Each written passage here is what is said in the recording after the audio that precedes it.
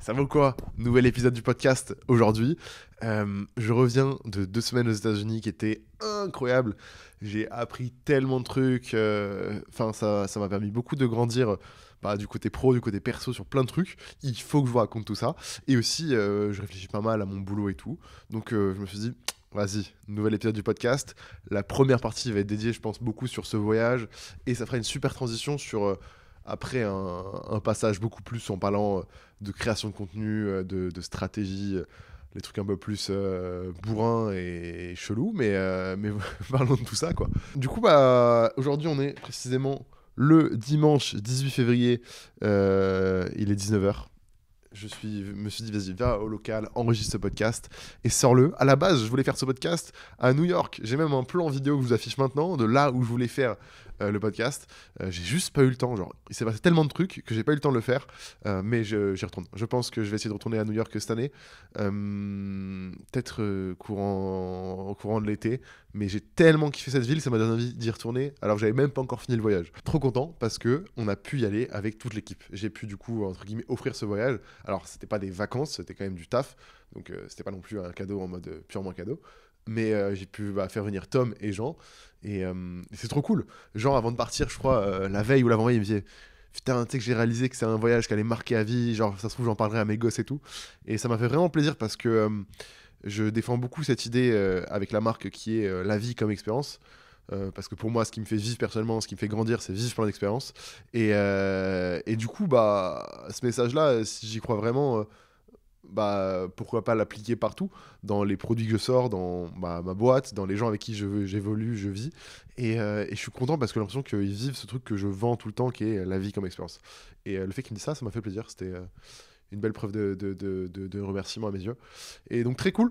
Donc, l'objectif un peu de ce voyage, en fait, comment ça se passe? On travaille essentiellement, nous, avec des usines qui sont en Asie, en Chine.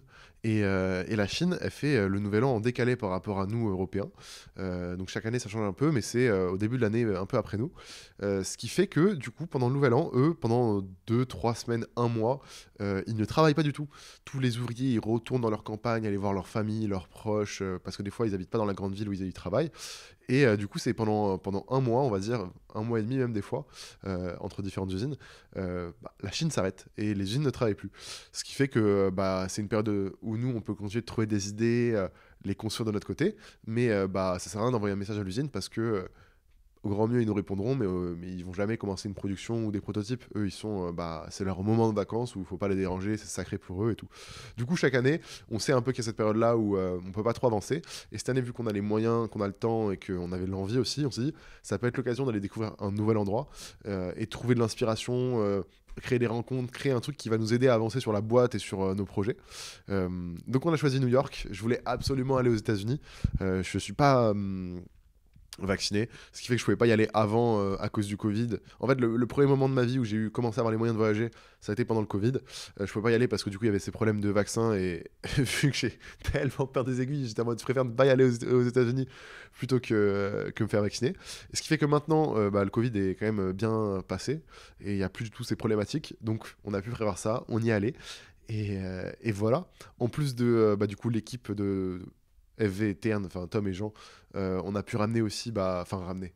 D'autres potes se sont joints aussi à cette aventure. On est parti genre à 9 des potes créateurs de contenu qui font des vidéos et qui ont un média. Il y avait Félix et son pote qui avait aussi un média, Adré et c'est tout. C'est déjà pas mal en vrai. Mais en vrai, on était pas mal de loustiques là. Et voilà quoi, on s'est retrouvés dans la ville à essayer de. L'objectif que je m'étais donné, moi, c'était vraiment de vivre la ville. Je m'étais pas fixé beaucoup de trucs. J'aurais peut-être voulu faire des musées et tout, mais j'ai pas eu le temps. En gros, je voulais juste vivre New York, voir ce que c'était comme ville par rapport à comment les gens s'habillent, comment les gens interagissent entre eux, quels sont les points forts de la culture là-bas, et vivre ça, en fait, pour me plonger là-dedans et que ça nous donne des idées. Et ça a été littéralement ce qu'on a réussi à faire. On a vécu littéralement New York. En tout cas, on a vécu une version qui est très cool et qu'on a kiffé. Et ça nous a donné lieu à des rencontres. On a vu des shops qui sont chauds de faire des pop-up peut-être avec nous là-bas. Donc plein de trucs, plein de portes qui sont ouvertes. La culture américaine est très intéressante par rapport à comment les gens interagissent avec eux. Puis j'ai vécu des moments dans les soirées en dehors du taf fou quoi. parce que bah, on avait notre journée habituellement où on passe la journée dehors à voir des shops, rencontrer, voir du textile, acheter du textile, diguer, enfin vraiment ça. Et le soir, c'était plus on se retrouvait un peu tous, donc tous nos potes, et si on voulait, on sortait, on mangeait, on faisait des trucs, quoi. Et il y a eu des moments de vie tellement forts. Un artiste que j'écoute beaucoup bah, cette année, ces derniers temps, c'est Fred Again. Et genre, un exemple tout bête, mais il est midi un jour, et il poste une story en mode hey, vous faites quoi à Brooklyn ce soir parce que je fais un concert. Et il l'annonce comme ça, pour le soir même. On clique sur la story, genre une minute après qu'il la poste, il n'y avait plus de place. Et on se retrouve à essayer de choper des places et tout pour y aller. Et ça crée un moment magique. On se retrouve, bah, Tom, moi et Félix, à ce concert d'un artiste que je kiffe, genre à le vivre parce que c'était. Enfin, c'est des souvenirs comme ça tellement fous. Il y a Kanye West, pareil, qui annonce. Bah, une listening party la veille, on y va. Et cette ville, en fait, elle m'a matrixé par rapport à ce côté très spontané. Alors peut-être que Paris, c'est la même chose, mais vu que j'ai jamais vraiment vécu à Paris, je me rends pas compte de comment sont les trucs là-bas. Mais on a eu plein de fois des interactions où c'est vraiment euh, très spontané dans l'organisation, dans l'invitation et tout. Genre, je me rappelle un truc, Jean, il va dans un magasin, il parle avec une des vendeuses ou un des vendeurs, je sais pas trop. Et Jean, il est trop fort. Il a un cheat code, il arrive trop bien à se rendre intéressant aux yeux des gens et interagir avec eux. Et ce qui fait que il a ce côté magique où il connecte super facilement et ça marche encore plus aux États-Unis, là où ils sont très ouverts, entre guillemets. Et ce qui fait que à chaque fois qu'on est dans une boutique, il nous présentait, il expliquait ce qu'on faisait là et tout. Et à chaque fois, on se faisait inviter à des événements, à des trucs Fashion Week et tout, euh, auxquels eux, ils sont allés et tout. Et il se fait qu'ils se retrouvent dans des soirées avec plein de gens de l'industrie et tout. Et bah, c'est assez fou parce que cette ville a vraiment ce truc, j'entendais tout le temps, ouais, c'est la ville où tout est possible et tout. Ça, c'est un peu les phrases bidons qu'on sort. Mais bah, c'est vraiment l'idée qui m'en est sortie après avoir après avoir passé 10-12 jours là-bas. C'est que il peut se passer tout et n'importe quoi. Tu peux te réveiller le matin et ne pas avoir une idée de ce qui va se passer ta journée et il va se passer des trucs de fou, quoi. Et ça a été vraiment, vraiment super inspirant par rapport à ça. Il y a une telle place aussi dans les événements physiques, les événements concrets, les moments bah, marquants, quoi. Ça m'a beaucoup semblé être aussi le... Pareil, t'entends, c'est le centre du monde, blablabla. Bah ouais, ça me semblait vraiment être le cas dans le sens où... quand Kanye West il fait sa listening party, ça se passe à New York. Quand Fred Again il organise un concert spontané, ça se passe à New York. Quand il y a des événements ou des trucs de fou qui se passent, ça se passe à New York. Il y en a aussi à Paris, il y en a aussi dans d'autres villes, je suis d'accord. Mais beaucoup sont là-bas. Et tout bête aussi, on est arrivé en même temps que le casque de Apple, le Vision Pro, est sorti. Et on se retrouve à se dire tiens, ce serait marrant de faire une campagne pour Terne avec le Vision Pro. Et bien le seul pays au monde où il est dispo, c'est les États-Unis.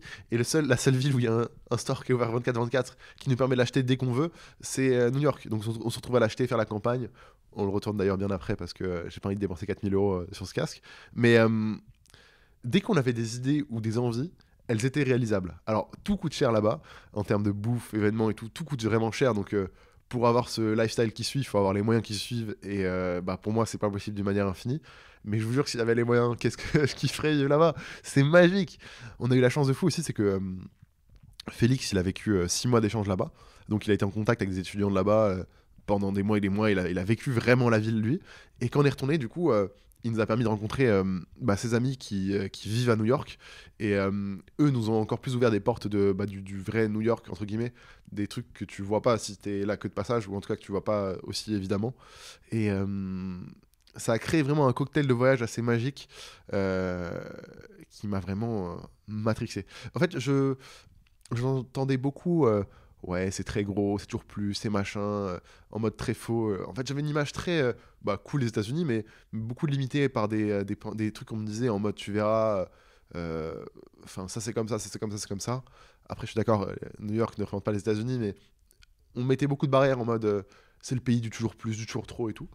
Et je mettais des grosses barrières en mode est-ce que je vais bien me sentir, est-ce que je vais apprécier et tout. Et au final, en étant sur place, bah, j'avais carrément sous-coté à quel point j'allais apprécier le truc, quoi. Genre, je m'attendais pas à ce que ça soit aussi cool. C'est littéralement le meilleur voyage de ma vie. Ce qui a beaucoup contribué, je pense, à ce que ce voyage soit cool, c'est aussi forcément les gens avec qui j'étais. Genre, un voyage c'est cool, peut-être que j'aurais pu aussi bien kiffer la ville en allant solo, mais le fait d'être entouré d'autant de personnes que je chéris et que j'apprécie, enfin, que j'aime bien et que j'aime littéralement, ça m'a fait vivre le voyage d'une manière que j'avais jamais pu vivre de voyage avant. Le Japon, c'était déjà quand même pas mal ça, parce qu'on était partis entre potes, mais là, c'était une dimension encore plus élevée, parce que chacun grandissait, chacun avait encore évolué, chacun était plus mature et mûr. Enfin, c'était, comment dire, le voyage a été encore plus embelli par les gens avec qui j'étais et c'était tellement stimulant et magique. Voilà, j'ai du coup plein d'idées qui se sont qui ont germé par rapport à, enfin, c'est pas une surprise, mais j'ai vraiment envie d'interagir avec le monde de la musique dans les années qui suivent. Euh, j'ai des idées plus ou moins concrètes. Le problème, c'est que je m'y connais pas assez, il faut que j'apprenne, il faut que je découvre ce monde avant de m'y lancer les yeux fermés. Sinon, je vais juste perdre du temps, de l'argent, et ce que je ferai n'aura aucun impact, donc c'est un peu bête. Mais New York m'a encore plus matrixé par rapport à ce truc-là de la vraie vie, avoir un, un vrai impact dans le vrai monde. Et j'en parle dans mes derniers podcasts tout le temps, tout le temps, tout le temps. Mais c'est comme si là, j'avais une bête démonstration de ça. Ce qui est assez marrant, c'est qu'aussi, bah, du coup, dans l'avion à l'aller, vers la fin du trajet, il y a un mec à côté de moi qui commence à me parler, qui était assis à côté de moi. Et bref, il s'appelle Maxime, machin, il me raconte un peu sa vie. Et on commence à parler un peu de son taf, de mon taf et tout. Et là, en gros, c'est très marrant parce que. Alors, je connais pas ce mec, enfin, c'est très bizarre. Avec du recul, c'est limite un peu chelou. Mais on commence à parler un peu bah, du coup de communication, de marketing et tout, parce que c'est son taf. Et, et c'est marrant parce que la vision que j'étais en train de modéliser dans ma tête, de ce truc de la vraie vie, créer du vrai truc, enfin, arrêter avec des artefacts pour tricher, vraiment aller vers des vraies choses dans la vraie vie, c'est littéralement ce que lui développait et vendait aussi de son côté. Et alors peut-être qu'il y a rien de spécial et que je suis juste déconnecté et débile, mais il m'a raconté différents trucs qu'il avait fait et tout.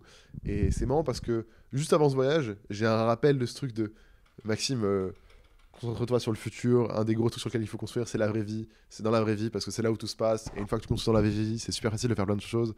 Et ça m'a bien marqué. Ça m'a donné une belle note au début de ce séjour. Non, vraiment magique. Vraiment, vraiment marrant en fait. Parallèle de ça, là je m'écarte de New York, mais il y a quelques jours, je tombe sur une vidéo sur TikTok. Et c'est un échange entre deux personnes. Un gars qui a une marque, enfin deux mecs qui ont une marque, et un mec demande à l'autre, ouais, t'aurais fait comment si t'avais pas eu les réseaux sociaux pour ta marque de vêtements? Et donc la réponse du gars, ça aurait été beaucoup plus long, j'aurais galéré et tout. Et moi, je me suis posé la question, si j'avais pas eu Internet et les réseaux sociaux pour développer Tern ou FV, est-ce que ça aurait été plus long? Est-ce que ça aurait été plus compliqué? Comment ça aurait été? Et la réponse facile aurait été de dire, ah bah non, sur les réseaux sociaux, trop compliqué, j'aurais pas réussi à rien faire et tout.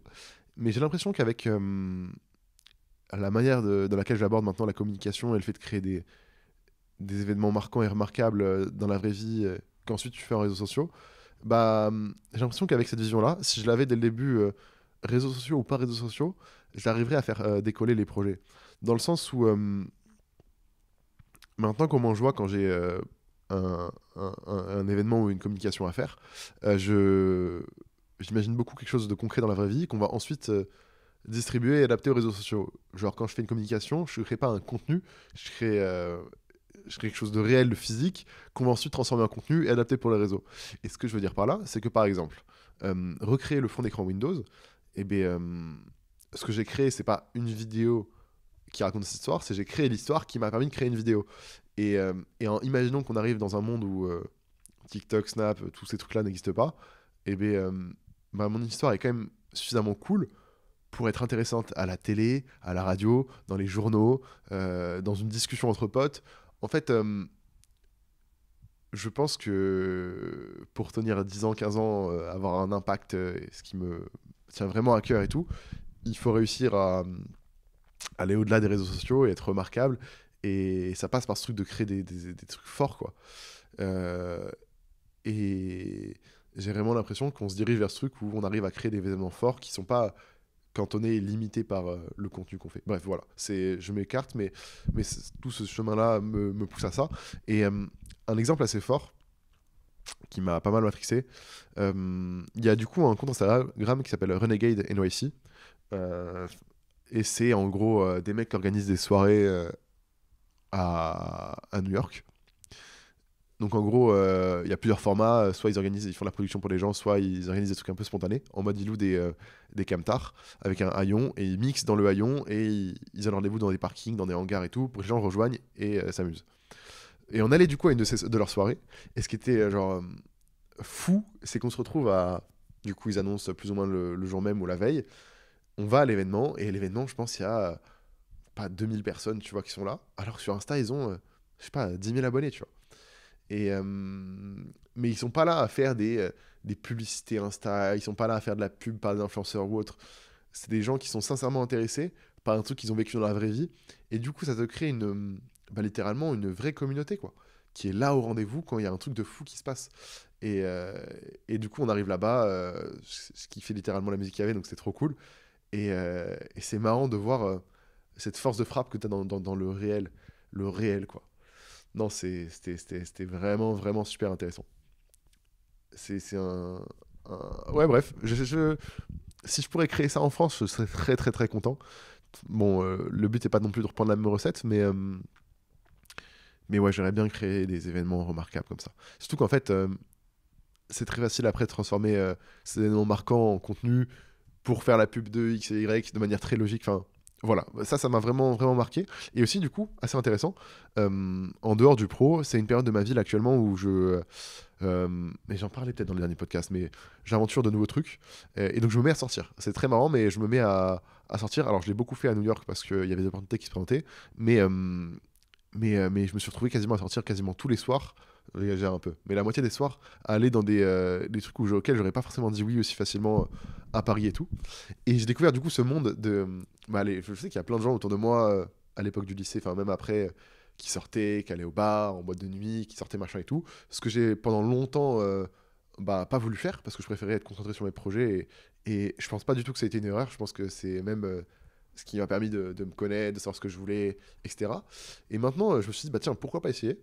Et du coup, j'ai découvert tout ce monde-là d'interaction sociale que je connaissais pas du tout, d'environnement où les gens ils s'amusent, quoi, que j'avais, mais jamais vraiment vécu, quoi. Et très marrant de découvrir ça, du coup, pour la première fois à 23 piges, et ça m'a pas déplu. Alors, je pense pas que je vais particulièrement sortir quand je serai ici en France, même au bureau. Là, faut que je me concentre beaucoup, quand même. Enfin, surtout qu'on a plein de trucs à faire, j'ai pas envie de me disperser trop là-dessus. Mais et c'était vraiment intéressant à voir parce que là où avant j'aurais peut-être eu beaucoup plus l'esprit fermé en mode non, c'est de la merde, ça m'intéressera pas, c'est de la perte de temps et tout, où j'aurais beaucoup été fermé à l'idée sans même essayer. Là, j'ai voulu essayer et j'ai compris pas mal de trucs qui m'ont même du coup permis de encore mieux comprendre ce truc de moment de vie fort et tout. Enfin, je sais pas comment dire, mais l'histoire que je raconte à chaque fois, c'est qu'à la fin de l'année, tu te rappelles pas. Les gens avec qui on interagit aujourd'hui avec FV, ils interagissent avec nous surtout parce qu'ils achètent des vêtements sur notre site internet. Et à la fin de l'année, ok, ils vont peut-être se rappeler du vêtement, mais ils vont pas se rappeler du moment où ils ont attendu le drop sur le site internet. Ils s'en foutent de ça. Ce qu'ils vont se rappeler, c'est leur soirée entre potes, c'est de leur concert, c'est de leur anniversaire, d'un moment marquant qu'ils ont vécu dans la vraie vie. Et, euh, et du coup, vivre moi aussi ce truc-là de vraie vie m'a permis de rebalancer correctement un peu ce truc. Et je me rends compte à quel point c'est important pour moi et pour les gens autour de moi. Et du coup, ça me donne encore plus envie d'interagir avec ce médium-là de création, qui est tout nouveau. Donc, du coup, c'est aussi super excitant parce que c'est un tout nouveau domaine à explorer, à comprendre, à interagir, quoi. Que je connaissais. Enfin, c'est comme si je recommençais une nouvelle partie, un nouveau jeu de zéro. Et ça me matrix, honnêtement. Voilà. Ce voyage, en vrai, non, franchement, si un jour vous avez la chance et les moyens de partir à New York, faites-le. Je pense que vous allez apprendre beaucoup de choses. Et faites-le comme Jean il l'a fait, quoi. En allant parler aux gens, en allant interagir, raconter ce que vous faites. Vous êtes intéressant. Vous êtes vraiment intéressant et vous vous en rendez pas compte.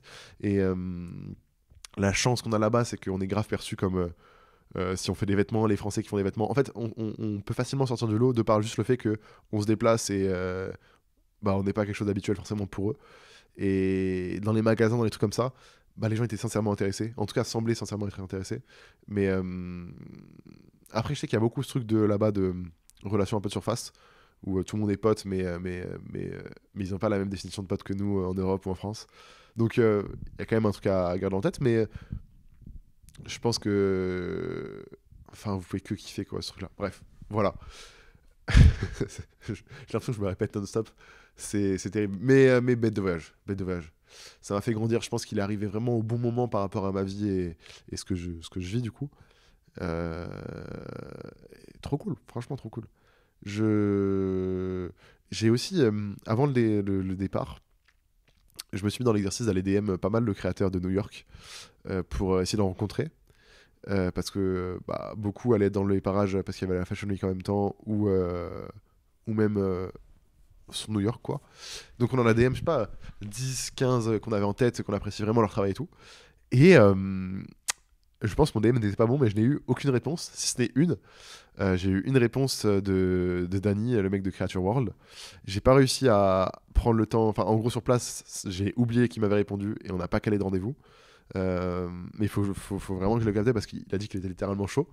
Mais c'est marrant, je m'attendais à ce qu'on ait plus de réponses. Je pense que j'ai pas réussi à bien me vendre à leurs yeux. J'aurais vraiment kiffé rencontrer de par le biais des DM, mais j'ai l'impression que c'est comme moi, je reçois beaucoup, beaucoup de messages. Et les seuls trucs qui me marquent vraiment, c'est les trucs dans la vraie vie et qui me poussent à interagir avec. Dans le sens où, par exemple, si on avait croisé ces gens dans la vraie vie et qu'on leur avait proposé, ils auraient été tellement plus susceptibles de nous dire oui et de nous ouvrir leurs portes plutôt que par message Instagram où on sort peu du lot. Euh, donc, je sais pas si c'était frustrant, je sais pas, je pense pas avoir été déçu. Je m'attendais juste à ce qu'on ait plus de réponses positives ou de gens qui sont intéressés. Euh, je suis content d'avoir testé quoi qu'il arrive. Euh, et ce n'est que partie remise. Dans 2-3 ans, on les captera et on racontera l'anecdote qu'on avait essayé de les rencontrer et qu'ils avaient recalé. Mais ouais, on a essayé de DM les mecs de Fugazi, les mecs de Happy 99. Enfin, pas mal de gens qui ont des petites marques là-bas. J'ai pas tous les noms en tête, mais avec Jean, on a fait cette liste et. Après, peut-être que c'est possible aussi, juste que j'ai pas réussi à faire le message qui nous rend suffisamment intéressant pour qu'ils se disent ça vaut le coup de prendre 1 heure et tout. Je peux capter. Mais, euh, mais voilà. Euh, En vrai, j'oublie forcément des événements qui sont passés et qui m'ont marqué. Mais non, la note de séjour, c'est que il y a vraiment un truc à faire et un futur pour nous dans la vraie vie. En même temps qu'on y était, il y a du coup il y avait la Fashion Week, ce que j'ai raconté plusieurs fois, et Kid Super à cette occasion-là, on transformait tous leurs bureaux et leurs warehouse en boutiques, workshops, événements. Malheureusement, on n'avait pas réussi à avoir des places pour accéder à quelconque événement, mais en gros, ils ont fait un truc qu'on avait déjà pensé à faire il y a des années, mais qu'on n'a jamais activé, qui était de créer un lieu où on voulait faire ça avec FV, où en gros il y avait des conférences gratuites, et du coup ils se retrouvaient à faire le matin des cours de sérigraphie, l'après-midi des talks avec les gars de Mischief. Après il y avait qui? Enfin il y avait des artistes musicaux. Enfin c'est assez marrant parce qu'ils avaient créé ce truc un peu d'école et de panel où tu pouvais t'inscrire et avoir des gens super intéressants avec des gens de l'industrie, quoi. Et tout ça gratuitement, juste entre guillemets pour la culture. Et je trouve ça trop fort et c'est vraiment un truc. On avait eu l'idée il y a longtemps, on l'a jamais activé, mais ça m'a donné encore plus envie de lui donner vie parce que, vu comment moi j'avais envie d'y aller, je me suis dit, mais c'est sûr que si on propose ça en France, des gens auront grave envie d'y aller et d'apprendre, d'interagir et connecter, quoi. Créer un lieu de communion et de rencontre, quoi. Ce qui nous manque, je pense, pas mal parce qu'on est beaucoup d'enfants d'Internet et qu'on préfère beaucoup rester devant notre ordi, alors que ça, c'est des trucs de fous qui peuvent se passer aussi dans la vraie vie, quoi. Et. Et donc, ouais, super cool. Et plein de trucs comme ça, en fait. En fait, j'oublie forcément des petits éléments comme ça des petites notes que j'ai eues au fur et à mesure qui m'ont été trop cool. Ce qui est marrant aussi, c'est qu'on est tombé par hasard sur un flagship Shopify. Et donc, je me suis retrouvé, dès que je l'ai vu, j'ai couru faire le truc. J'ai gagné un petit carnet. Non, c'est assez marrant. En gros, ils sont associés avec un café à Manhattan. Et donc, c'est une boutique Shopify avec ce café. Et à l'intérieur, du coup, tu peux aller travailler du coup, en mode, j'ai l'impression que tu peux vraiment te poser et bosser sur tes boutiques, tes projets. Ils te font pas chier, quoi. T'as aussi dans le sous-sol, enfin en dessous, un studio photo avec des fonds en papier, des lights, enfin carré. Et t'as aussi des événements, des petites conférences et tout. Et aussi, tu peux mettre en vente tes produits sur place. En fait, qu'à faire comme un pop-up. Ils prennent pas de commission et tout. De toute façon, si c'est pour gratter quelques milliers d'euros, ça, ils s'en foutent, eux. Mais ils ont créé ce petit lieu de rencontres liées à leur marque. Et c'est trop cool. Je sais pas pourquoi ils font pas ça à Paris. Mais enfin, c'est vraiment cool. J'ai pas l'impression que les gens utilisent et prennent vraiment ce lieu à cœur et au sérieux. Mais c'était vraiment cool à voir, quoi. Il y avait du coup des différentes marques qui sont vendues sur Shopify, qui exposaient leurs produits et tout. Alors pour faire un pop-up, c'était un peu nul parce que c'est vraiment en mode un supermarché de produits Shopify. T'avais pas vraiment l'occasion de créer ton petit monde, ton petit univers et tout. Mais ça avait le mérite d'être là, d'exister, et en plus, enfin, c'était cool quoi, comme lieu quoi. Euh, voilà. C'est le genre de truc où je pense pas qu'ils soient particulièrement rentables. Enfin, c'est même sûr qu'ils le sont pas, ils gagnent pas d'argent avec ça. Mais par rapport à l'image et la communauté que ça peut créer, c'est tellement intéressant. Et full marque active de cette manière là-bas, quoi. Vraiment beaucoup. Voilà. Franchement, aller à New York, hein. J'aurais kiffé faire le podcast là-bas parce que j'aurais été dans le jus et j'aurais eu encore plus d'éléments frais qui me seraient revenus en tête. Mais c'était vraiment, vraiment super intéressant à, à vivre, quoi. On a filmé aussi un peu avec la caméra parce que du coup, j'ai acheté une caméra avant le séjour. En gros, j'en parlais peut-être aussi dans le dernier épisode, mais j'ai trouvé quelqu'un avec qui potentiellement bosser sur les contenus vidéo FV T1 de la boîte, quoi. Demain, c'est son premier jour. Donc j'espère que ça va fonctionner et qu'il va pouvoir rester après la période d'essai. Et si ça marche bien, ça veut dire que c'est le retour probablement des contenus YouTube, etc. Et pour cette occasion, on s'était pris une nouvelle caméra avec la boîte que j'ai ramenée à New York et on a commencé à faire du contenu là-bas. Alors j'ai filmé plein de moments. Je pense pas qu'on arrivera à Pardon. Je pense pas qu'on arrivera à particulièrement construire une vidéo parce que c'est plein de petits moments mis bout à bout.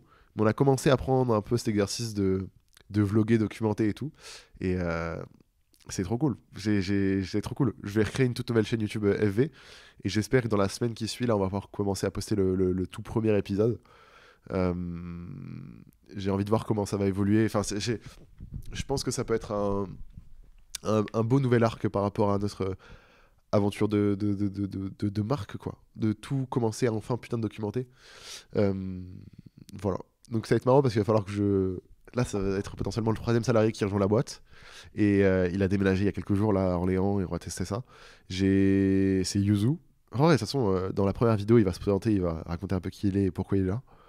Mais j'ai vraiment espoir que ça complète ce qui nous manque depuis des années. J'ai commencé ce projet en étant sur YouTube. Je trouve ça tellement dommage d'avoir pas eu le temps et pris le temps de documenter au quotidien ce qui se passe, quoi. Donc bref, on travaille dessus, ça va se faire. Et on a préparé aussi pas mal de vêtements. En parlant des vêtements, on a fait livrer des protos directement sur place à New York. On a shooté un peu avec. Et là, on a notre prochaine capsule qui arrivera, je pense, début avril prochain. Terne, qui est méchante. Elle est vraiment méchante. J'ai trop hâte de vous montrer les idées de com qu'on a eues, les produits qu'on a, qui sont tellement puissants, tellement forts, quoi. Et je pense que ça peut être parmi nos meilleurs produits de l'année qui arrivent là. Donc bref, vous verrez, mais on continue de cuisiner des vêtements. Une question qui revient encore souvent, c'est marrant, mais vraiment les gens, ils adorent cette question, c'est quand est-ce que tu refais avec un truc avec FV? Et les gens, j'ai l'impression qu'ils veulent vraiment des vêtements brandés FV. Donc j'ai rien dans le four là précisément. Mais dès que l'occasion se présente, on en fera, quoi. J'abandonne pas EV quand vous me posez la question, ça me fait ça me fait plaisir, mais en fait, quand je fais des vêtements ternes, c'est comme si je sortais des vêtements EV pour moi. C'est un peu la même chose.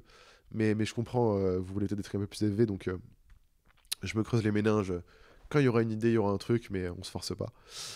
Voilà. On arrive à 30 minutes de podcast. On peut passer sur la deuxième partie où je vais parler un peu de contenu de réseaux sociaux. Déjà, premier truc, j'ai une recommandation de fou. C'est une créatrice de contenu qui s'appelle Jules Terpark. Pire, je la mettrai dans la description du podcast si j'oublie pas. Sinon, envoyez-moi un DM, je vous enverrai. Elle tweet pas mal sur un peu du coup l'industrie, la création de contenu, le futur des réseaux, le futur des d'un peu de tout notre monde, quoi. Et elle sort des vidéos YouTube aussi en parallèle. Et elle a fait une vidéo qui était assez intéressante, qui parlait de l'importance des edits TikTok. Alors, qu'est-ce qu'une edit TikTok? C'est les petits montages animés sur une musique qui peuvent être pour un film, pour un match de foot, pour des événements un peu culturels qui ont marqué les gens. Et ces edits, du coup, les edits, du coup, elles mettent un peu en valeur, c'est un peu des highlights, si vous voulez, de ces événements-là. Et, et dans sa vidéo, elle en parle. Et en fait, c'est marrant parce que elle se pose et elle est en mode, mais regardez à quel point c'est important et intéressant pour notre culture. Ce truc qu'on oublie et qu'on prend trop pour acquis. Mais c'est trop intéressant parce que du coup, depuis que j'ai vu la vidéo, dès que je vois les edits, je tilt et on se rend pas compte à quel point on est entouré des fois de contenus qui ont une telle place et une telle importance pour l'histoire qu'on vit. Alors ça peut paraître débile peut-être même et absurde de dire ça quand je parle d'histoire et à côté je parle d'édit TikTok. Mais bref, je vous invite à regarder sa vidéo, elle est assez intéressante. Et du coup, depuis, je m'arrête beaucoup et je regarde beaucoup ses edits. Et que ce soit des edits de films qui donnent envie du coup, à des gens de regarder des films, d'édits de sport qui créent des personnages emblématiques parce que ça encense du coup leur action et qui ils sont. Enfin, il y a un truc très magique à propos de ce contenu que j'avais jamais vraiment calculé et qui avait été mis du coup en honneur par rapport à sa vidéo. Et je vous invite vraiment à aller le voir. Voilà. Et aussi suivre son contenu, elle est trop forte. Elle a une tellement bonne lecture en tout cas une lecture que j'apprécie de fou sur tout ce qui se passe autour de nous, quoi. C'était assez fou. En parlant de ça, j'y pense, mais putain, du coup, j'ai pu tester le Apple Vision Pro. On en a acheté un du coup pour la campagne terme, 2 jours après la sortie, et c'était vraiment pas prévu, mais c'était vraiment trop cool d'avoir pu la mettre la main dessus. Et franchement, j'étais pas le mec le plus convaincu par ce genre d'appareil. Euh, au moment où je l'ai enfilé, installé et tout, j'étais choqué. Genre, j'ai vraiment compris le produit en l'essayant. Et ça m'a marqué parce que, par exemple, quand on l'a acheté sans essayer parce qu'on savait qu'on allait pouvoir le ramener quelques jours après et se faire rembourser. Donc, on voulait juste le prendre pour faire des photos. Et du coup, quand on l'achète, je suis avec tous mes potes, donc, qui ont le même âge que moi et tout, qui n'ont pas la tête d'un client de ça, quoi, en fait, si vous voulez. Qui n'ont pas 4000 € à mettre dans un casque. En tout cas, pas à ma connaissance. Et le vendeur chez Apple est en mode. Est-ce que vous voulez l'essayer en parlant à mes potes vous voulez prendre un rendez-vous pour essayer et tout.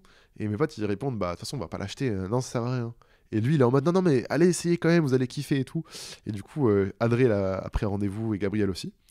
Et, euh, et en fait ça m'a tilté parce que quand j'ai essayé le casque j'ai compris à quel point pour ce produit c'était intéressant pour eux de pousser les gens à l'essayer. C'est-à-dire que dans tous les Apple Store du coup de New York, ils ont, je sais pas, un petit espace dans le magasin où ils ont mis des canapés et il y a des gens qui testent en permanence, en permanence, en permanence. Tu peux prendre un rendez-vous et du coup ils te plongent dans une expérience dédiée pour découvrir le produit. Et le produit est tellement bon que les gens ont juste besoin de l'essayer pour être convaincus. Genre, tu vois la gueule des gens qui testent le truc. Alors déjà au début c'est un peu badant parce que tu vois 15-20 personnes avec un casque. Enfin, en vrai c'est un peu bizarre, ça fait un peu vision dystopique. Mais quand tu vois leur sourire, leur émotion après avoir vécu ou pendant qu'ils sont en train de vivre cette expérience, tu vois qu'ils sont en train de vivre un truc un peu bouleversant pour eux. Et Apple a réussi à créer un tellement bon produit que la seule communication ou la meilleure communication qu'ils puissent avoir, c'est le fait de dire essayez. Et à quel point du coup la vraie expérience est le marketing et la communication du produit en lui-même. Et c'est marrant parce que le mec les a... En fait, ça pourrait être vécu comme une perte de temps auprès du vendeur de dire mais de toute façon ils vont jamais acheter. Mais non, parce que il a recommandé à mes potes d'essayer parce qu'il savait très bien qu'ils allaient pas acheter. Mais c'était le meilleur moyen pour Apple de défendre son produit, c'était de le faire essayer. Et quand j'ai enfilé le casque, que je l'ai testé pendant du coup plusieurs heures, j'ai capté à quel point c'était une folie.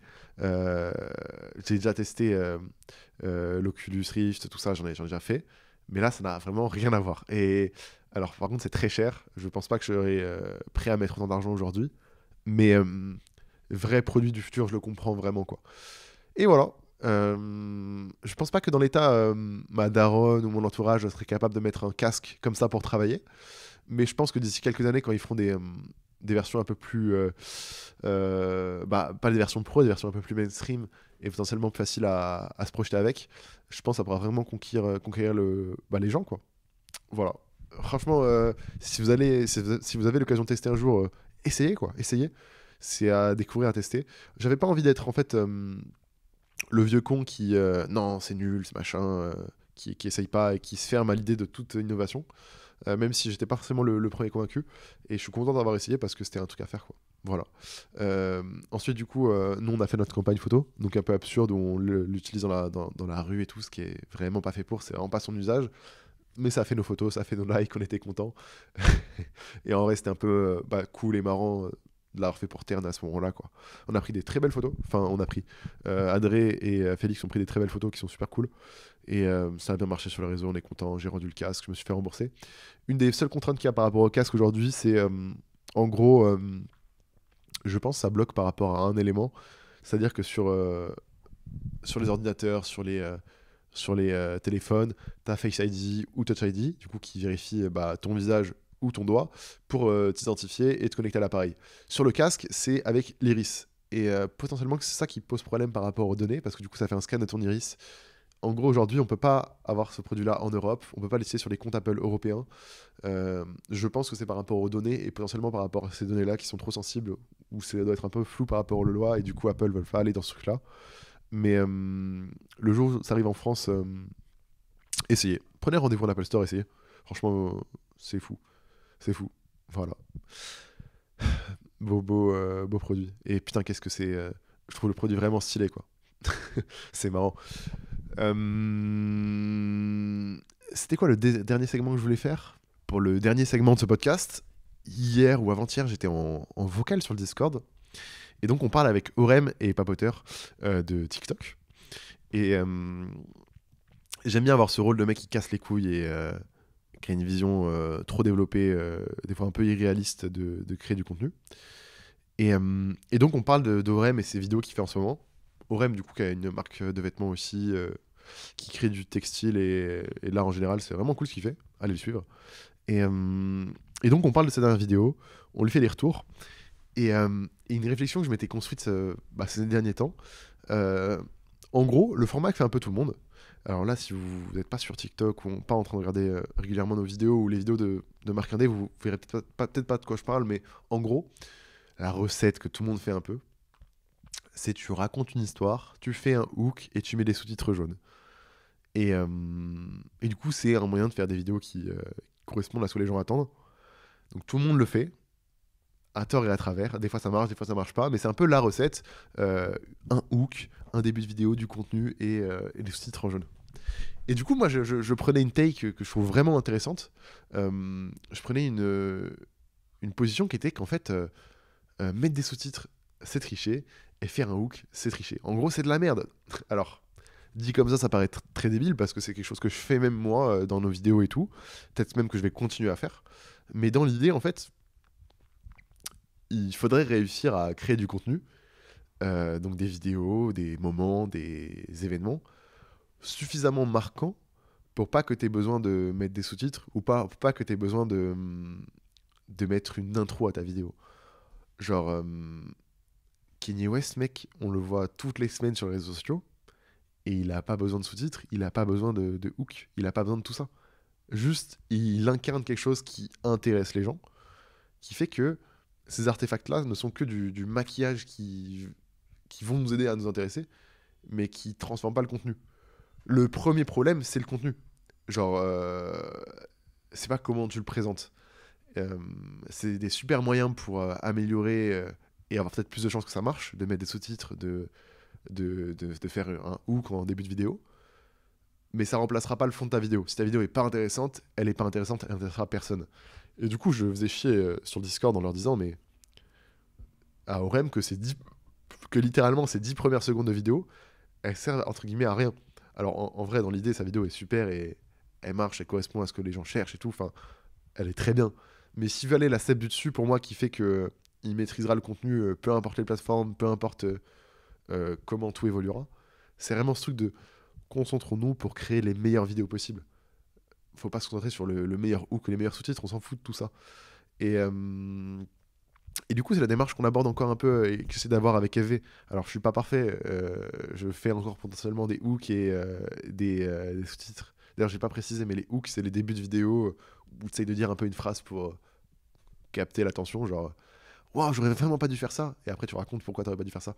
Alors qu'en fait, si t'es sincèrement intéressant, t'as même pas besoin de faire cette phrase d'intro. Bref.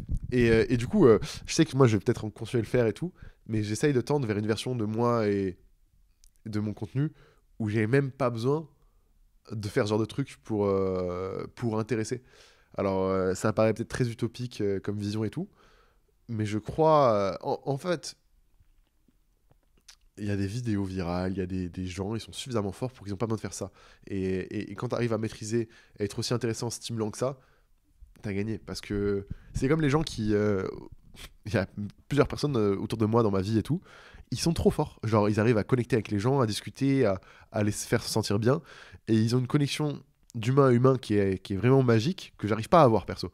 Et ce qui fait que tout le monde se sent bien, se sent à l'aise entouré de ces gens-là. Et, euh, et du coup, ils arrivent à bien parler, ils arrivent à bien se vendre, et ça les aide sur plein d'aspects de leur travail, de leur vie, de tout, tu vois. Et, euh, et c'est pas défini par comment ils sont habillés, comment ils sont coiffés, comment ils sont maquillés. C'est juste qui ils sont en tant qu'humains. On enlève la surcouche, le maquillage, les artefacts autour. Non, c'est qui ils sont au fond de ça qui fait qu'ils sont aussi forts.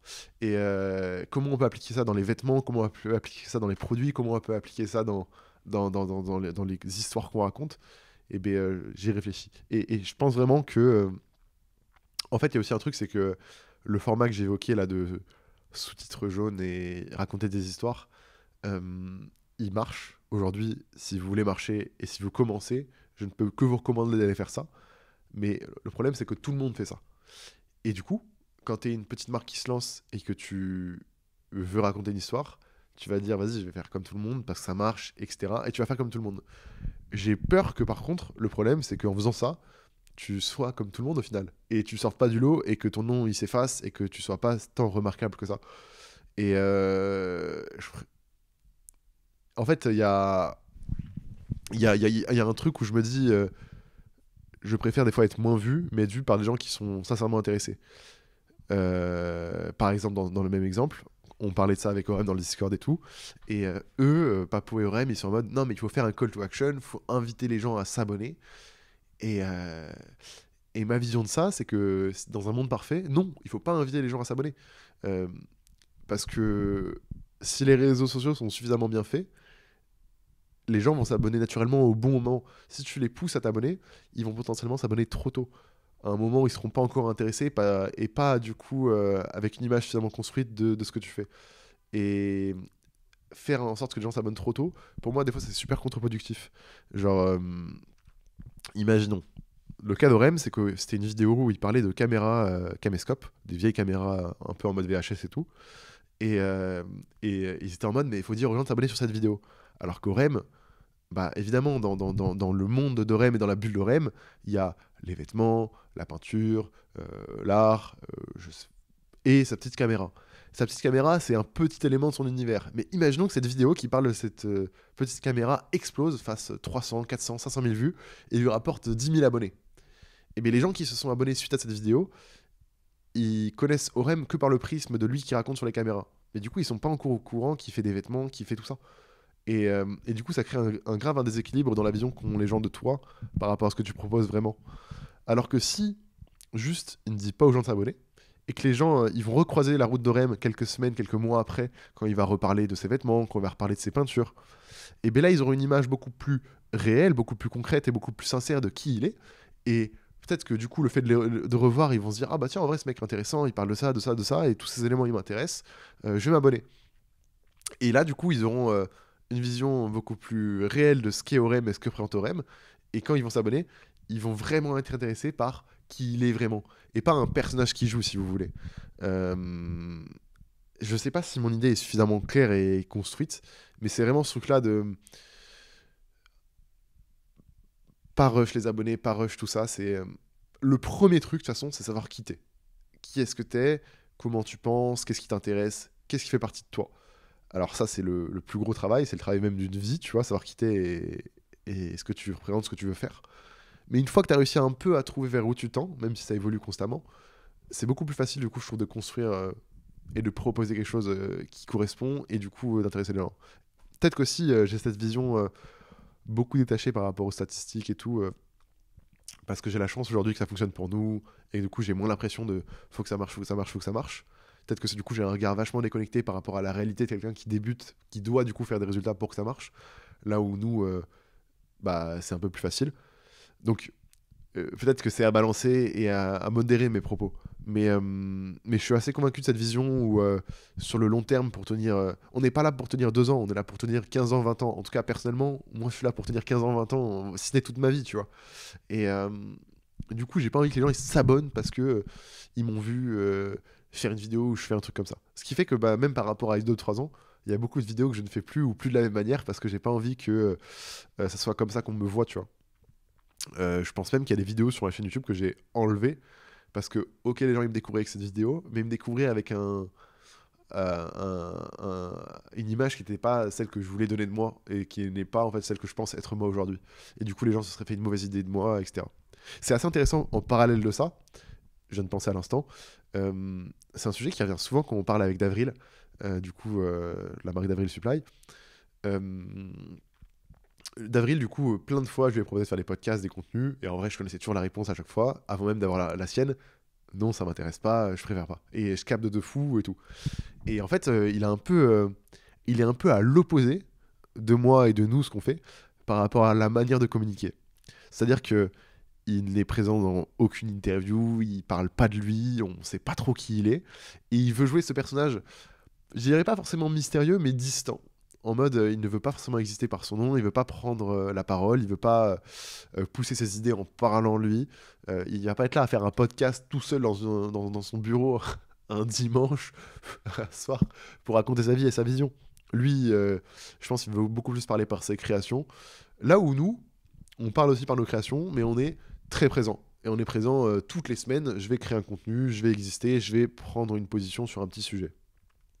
Et on a vraiment cet opposé de zéro présence et moi surprésence. C'est vraiment deux opposés totalement.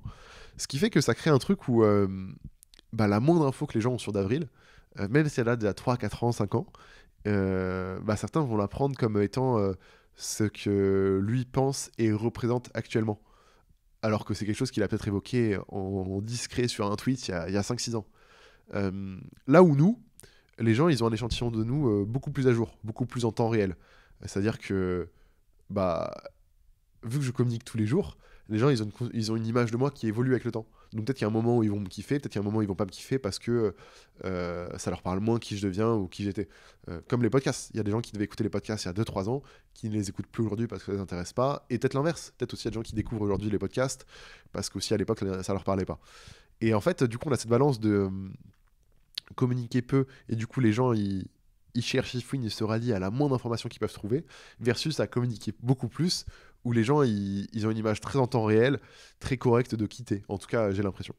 Et, euh, et du coup, c'est très marrant parce qu'on a vraiment on parle un peu de ça en ce moment, de ce que c'est d'être dans une case ou l'autre. Et je pense pas qu'il y ait une case qui soit meilleure que l'autre. Je pense que lui, c'est là où il est le plus à l'aise par rapport à ce qu'il représente, ce qu'il vend et ce qu'il veut développer en termes de personnages artistiques et de vision. Et moi, jouer le jeu mystérieux distant, je trouve que ça correspond pas du tout à mon message. Dans mon message où je dis que je veux marquer la vie des gens, je peux pas être discret, cagoulé et inconnu. Et en fait, on revient au truc de savoir qui on est et ce qu'on veut proposer et amener sur la table. Mais voilà, il y a différentes versions qui sont possibles. Je sais même pas quelle est la morale de cette histoire, mais c'est juste une réflexion marrante qu'on s'est faite, marrante, une réflexion qu'on s'est faite, qui m'a faite il y a quelques temps, et, euh, et qui réagit bien à ce truc de savoir qui on est pour trouver un peu son chemin. Et il n'y a pas un chemin mauvais ou juste tous les chemins sont plus ou moins corrects. Juste, il faut être aligné avec ce qu'on fait et savoir pourquoi on le fait. Mais ça, c'était assez intéressant. C'est assez intéressant. Voilà. Je pense que on arrive bientôt à la fin de ce podcast. En vrai, je suis vraiment déçu de ne pas avoir pu le tourner à New York, mais promis, prochaine fois que je suis à New York, je vous fais un podcast. J'espère que j'y retourne cette année. Vraiment, en fait, là, j'ai l'argent de côté. Et soit je tryhard le fait d'acheter mon appartement, j'économise. Et en vrai, j'ai vraiment envie d'avoir un appart perso.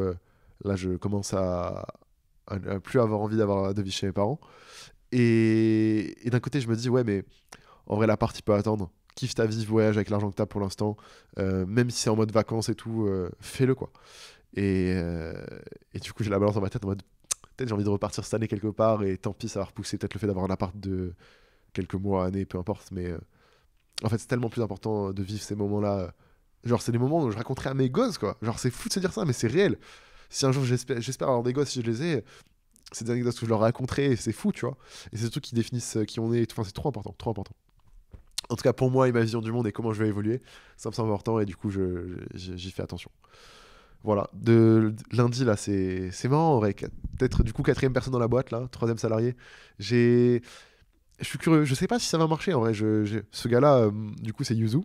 Je cherchais un mec pour m'accompagner sur la création de contenu vidéo. C'est quelqu'un qui était rentré en contact avec moi quand je cherchais du monde pour monter mes clips Twitch. Du coup, il l'a fait, ça fonctionnait par rapport à ce que je cherchais et tout. Et il a passé 1 ou 2 jours au local. Je me suis dit, tiens, on va tester. De toute façon, on a 2 mois pour essayer. Ça marche ou ça marche pas. Dans tous les cas, je vais apprendre, il va apprendre. J'espère sincèrement que ça marchera. Si ça marchera pas, bah, on prendra quelqu'un d'autre. Je perdrai un peu de temps, tant pis, mais on trouvera forcément quelqu'un avec le temps. Mais c'est vraiment un truc sur lui. J'espère que je réussirai à le former, à lui faire capter un peu ma vision et qu'on réussisse à créer de belles vidéos et raconter de belles histoires, quoi.